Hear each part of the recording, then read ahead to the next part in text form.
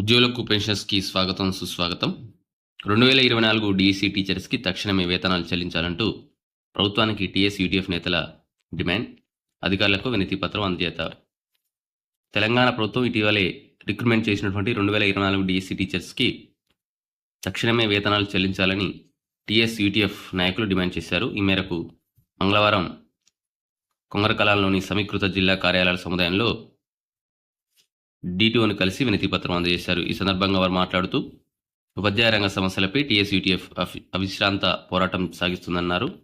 ఇటీవల విధుల్లో చేరినటువంటి నూతన ఉపాధ్యాయులకు ప్రభుత్వం సకాలంలో వేతనాలు అందేలా చూడాలని వారు పేర్కొన్నారు. గడిచిన 2 నెలలుగా వేతనాలు అందక వారు అవస్థలు పడుతున్నారని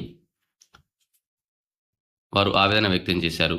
ఇప్పటికైనా ప్రభుత్వం స్పందించి వారి సంక్షేమంపై దృష్టి సారించాలని పేర్కొన్నారు.